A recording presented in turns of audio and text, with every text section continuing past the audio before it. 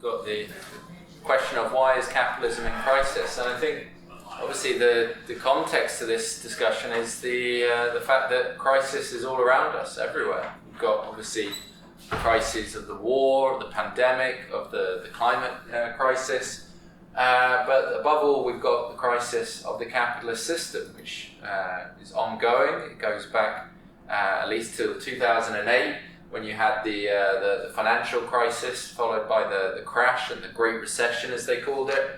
And this is followed by 12 years of Tory cuts and austerity, of attacks on wages, conditions, and living standards. And following all of this as well, we've got all the kind of political instability globally as well. You've got the end of globalization, they're calling it, the rise of protectionism, trade wars, and general instability across the world, economically, socially, and politically. And now, with all of this, you've also got the world economy entering into a new slump, actually, where Britain actually is at the kind of forefront of this, if you like. It's kind of the weakest chain and weakest link in the chain of global capitalism. You're really seeing the events over the last few weeks in Britain, where the pound has plummeted, borrowing costs have gone up massively, there's been panic on the markets. Investors fleeing the UK economy, basically, which is a sign of the depth of the crisis facing Britain. But it's really just the first signs of a new world slump, really, where they're predicting across the globe what they call stagflation, the idea that there's going to be a protracted recession and a slump alongside rampant inflation. In Britain, for example, they're saying we could be in a recession already, and that will go on till the end of 2024, and that inflation already at 10% could rise to 15 or even 20%, they're saying, in some of the estimates. And what does that mean? It obviously means prices of rent, of bills, of food and fuel continuing to soar and skyrocket. And really within this context, you see the mainstream commentators, whether it's the kind of people in the bourgeois press, the capitalists, or even the reformist types, the people on the left, talking about this like it's a cost of living crisis, they say. But I think we've got to be clear, this so-called cost of living crisis is really a symptom of the crisis of capitalism. It's the latest stage, the latest chapter in all these other crises that I've just explained, that we just described. And therefore, if we really want to understand what's going on, if we really want to understand why this cost of living crisis, this latest crisis is happening, we've got to go back and look at the capitalist system, how it works, and more importantly, how it doesn't.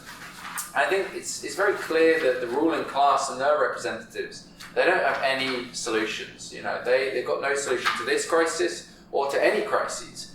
All that they can agree on, all that they can say, is that one way or another, the working class will pay. The working class, the poor, the vulnerable, the oppressed, they're the ones who are going to have to pay us, basically, through either austerity or inflation. These are the so-called choices that we face, but it is obviously no real choice at all. It's a choice of death by hanging, effectively, whether it's having our living conditions slowly suffocated by inflation, or it's death by 1,000 cuts when it comes to austerity. But it's no real choice. This is what capitalism means, basically, socialism or barbarism, as Rosa Luxemburg put it. For the bourgeois economists that you find, I don't know anyone here studying economics? I don't know, Mac, anyone else? Yeah, unfortunate souls. You'll find the people at universities and the people at institutions like the IMF or any of these kind of mainstream economic commentators. For them, every crisis is effectively just an accident. It might as well not have happened. It's all random, effectively.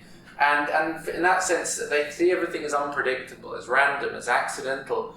Every crisis is provoked for them by some secondary factor. And if it hadn't been for that, everything would all be wonderful. So obviously in 2007, 2008, we were told it was all the greedy bankers leading to the financial crisis. And that the Great Depression was apparently all just because of speculators in the 1920s. and leading to the Wall Street crash.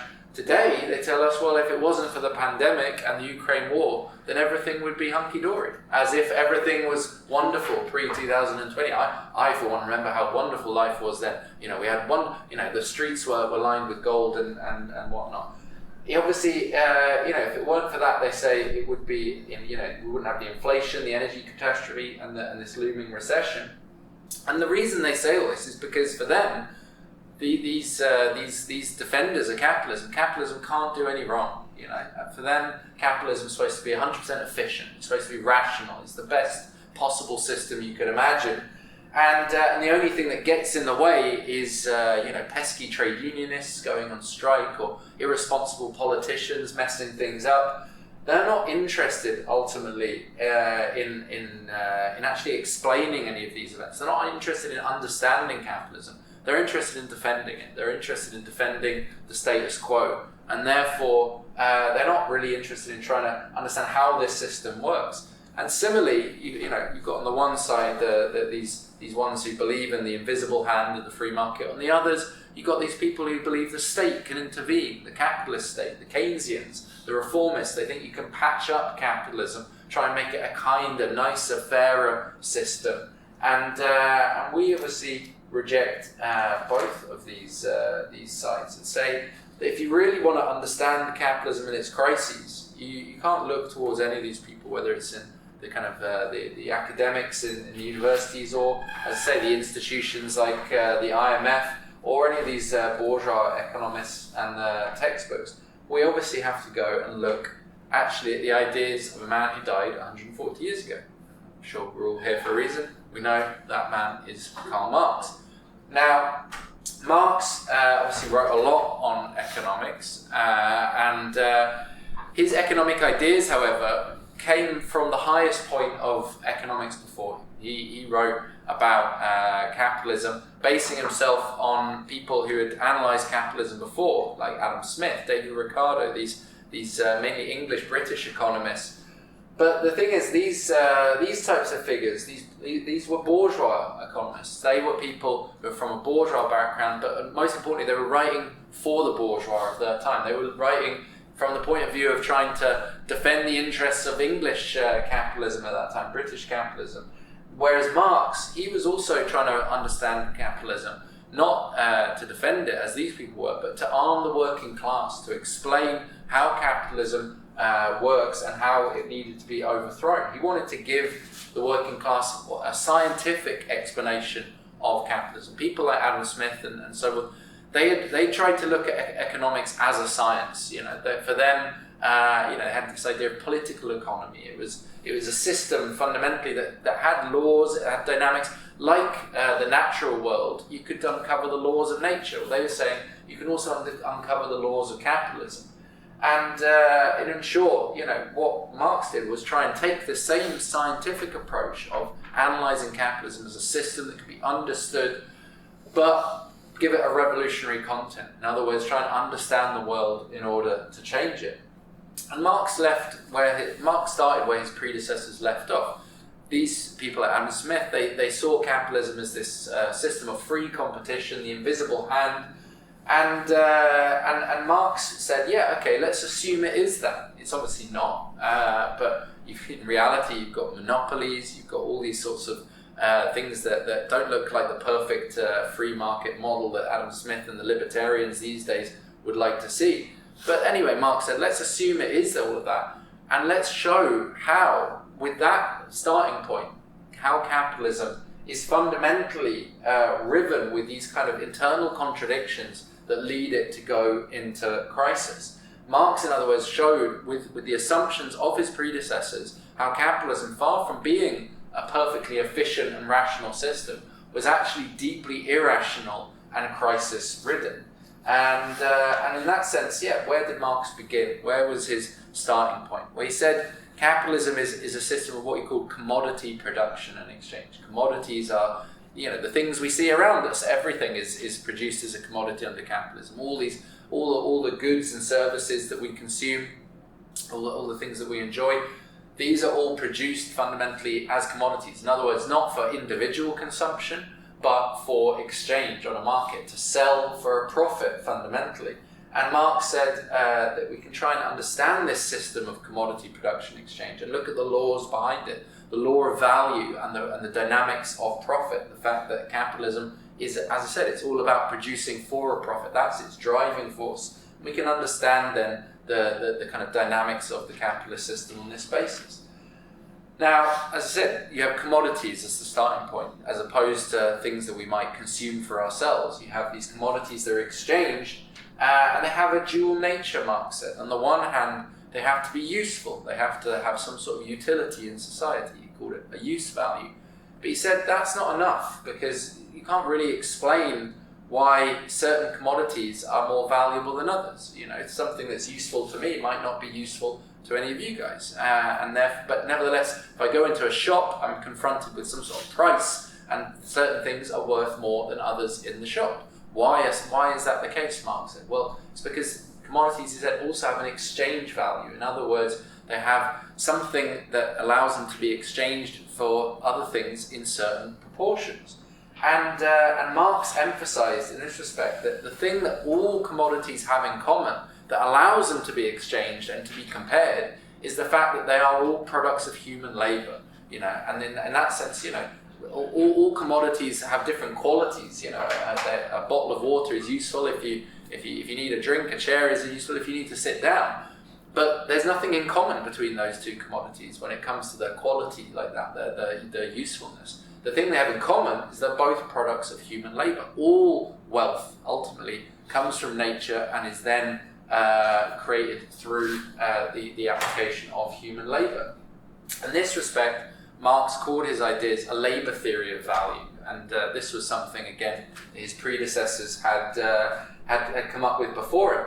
But whereas they saw everything as about individual labor, a chair would be valuable because someone individually had produced it with more labor than a bottle of water, Marx said, no, it's socially necessary labor time, average labor time, that makes things valuable. In other words, how long on average would it take to produce a chair compared to on average produce a bottle of water, given current technological capacity and abilities.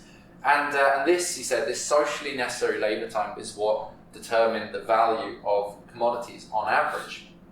Now, that value of commodities is expressed in terms of money. You know, we go into shops, we see prices, as I said, denominated in pounds or dollars or wherever you are in the world.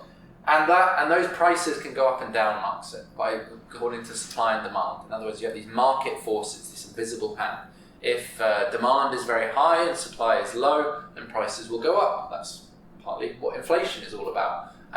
If you have the opposite, then businesses will be furloughed or mothballed, and supply will drop down to try and match demand.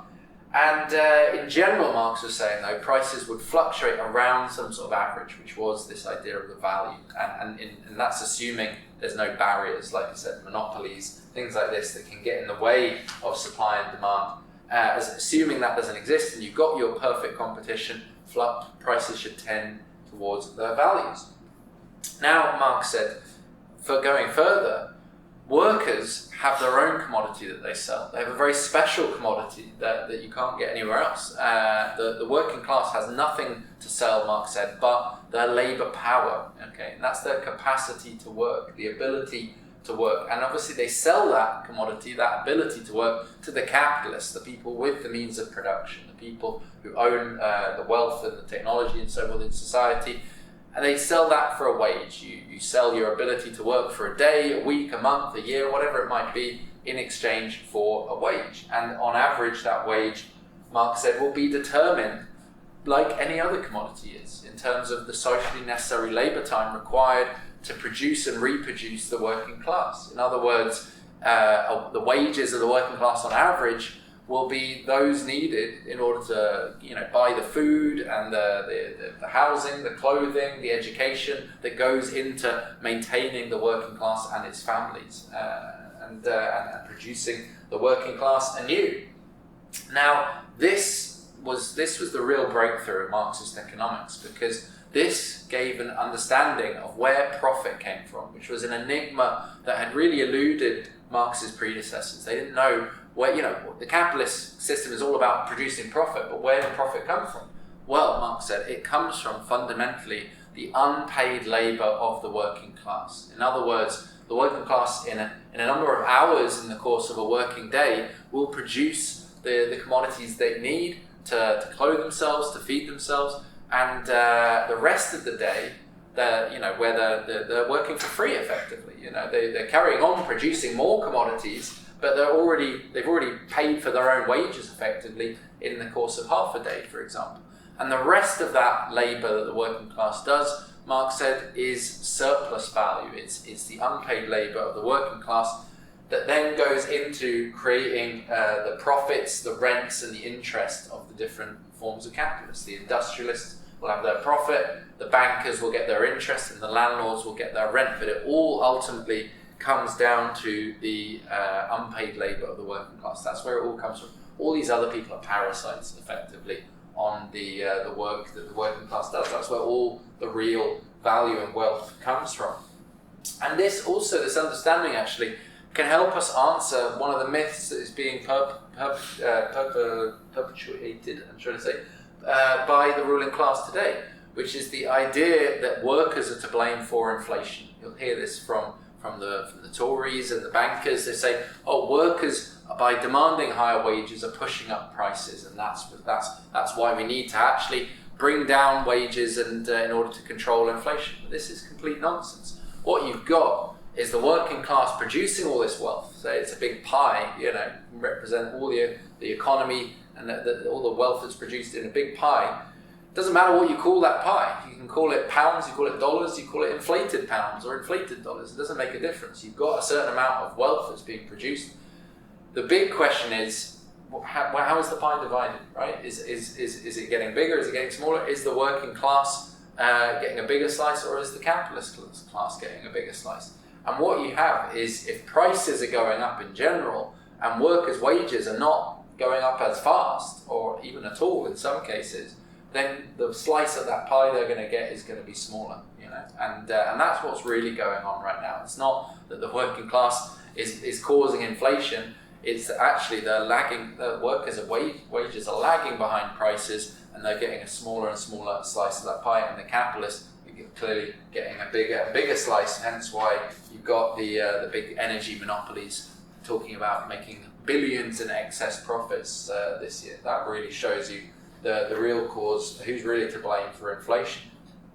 Now, all of this understanding of Marxist economics can also explain why then capitalism has these periodic crises, why it consistently goes into crisis. And Marx showed this. He said what you have under capitalism, he says it in the Communist Manifesto, is a crisis of overproduction, he called it. In other words, poverty amidst plenty. And he sums it up very well in the Communist Manifesto. This is a passage from it. He says, in these crises there breaks out an epidemic that in all earlier epochs would have seemed an absurdity, the epidemic of overproduction. Society suddenly finds itself put back into a state of momentary barbarism. It appears as if a famine, a universal war of devastation, had cut off the supply of every means of subsistence. Industry and commerce seem to be destroyed. And why? Because there's too much civilization, too much industry, too much means of subsistence, too much commerce.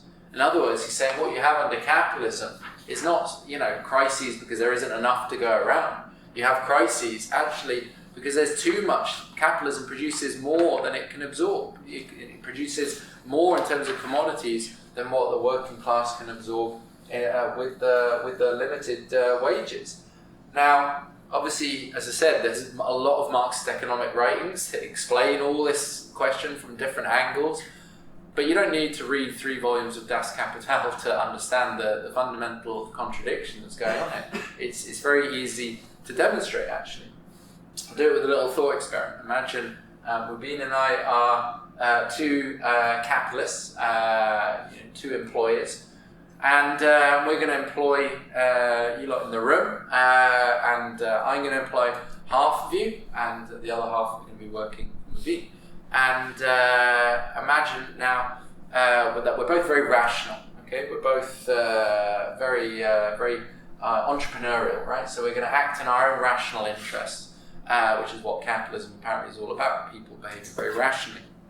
So I'm going to employ this half, and I'm going to try and pay you as little as possible in order to maximize my profits. And over here, you lot are going to also be hopefully maximizing profits for my competitor by paying as little wages as possible. Both of us, however, are going to be hoping the other side is paying as much as possible in terms of wages to buy up all the things that we're producing, right? So you can see where all of this is heading. You don't need to be one of the two economics students, I'm sure, in the room to see the problem here, right? We're both driving down wages to maximize our profits, but the problem is, it's those wages that are ultimately going to be the demand for our commodities that we're producing. That's the market that we're trying to sell to. And therefore, you get this contradiction of what Marx called overproduction, where the capitalist system is producing and producing and producing, at the same time it's soaring away at the branch that it's sitting on.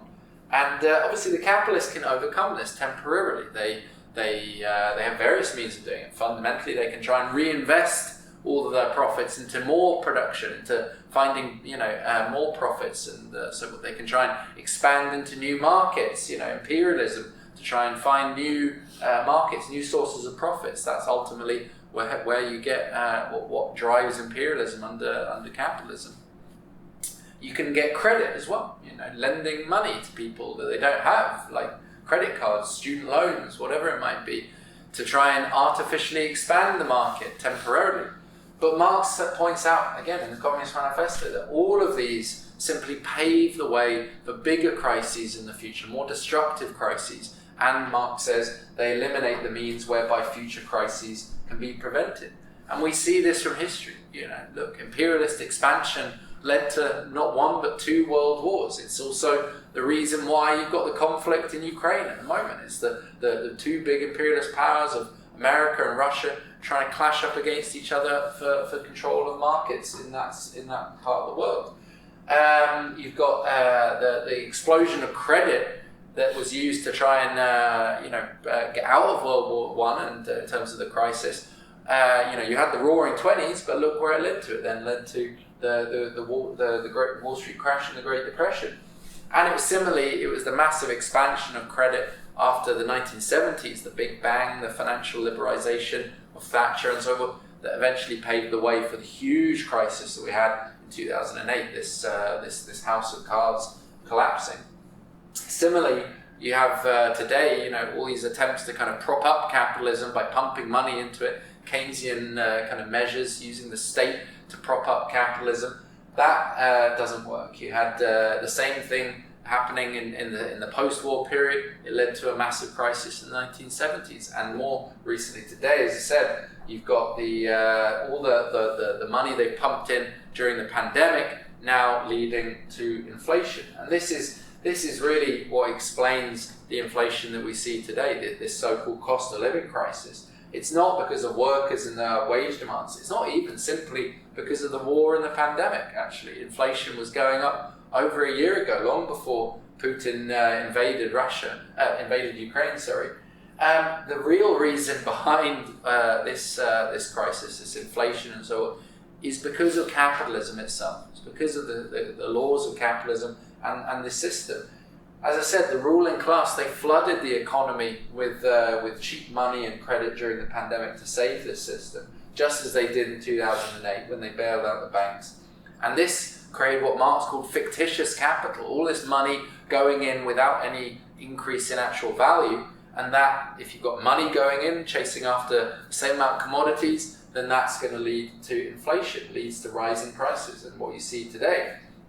And as I said, it's also the ruling class that are responsible for inflation by prolonging wars in Ukraine, by pushing to expand their markets, by protecting their own markets and erecting all these trade barriers as well that pushes up costs. All of these are feeding in to the chaos of supply chains, the disruptions, the bottlenecks, the rising costs, and all of that is leading to inflation as well.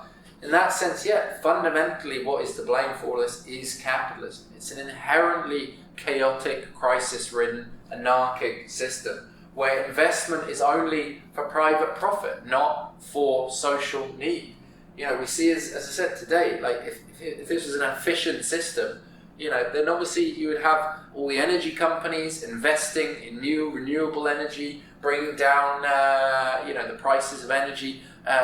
Instead, what do you see? They're profiting from scarcity and shortages. They're sitting on all the energy supplies in order to just keep the profits elevated, all the while killing the planet and at the same time. As I said, the real problem is not scarcity at all. As Marx pointed out, it's poverty amidst plenty. You know, there's no need for any shortages of food, of fuel, of housing, of all of these things. We can produce all of life's necessities in abundance. We have the wealth, the resources, the technologies to provide all of these things and more in superabundance, as well as healthcare, education, all of these things. The problem is that these resources sit in the hands of the capitalist class and are only utilised so that they can make a profit. That really highlights the task in front of us. It shows the real cause of all of these problems in the final analysis come down to capitalism.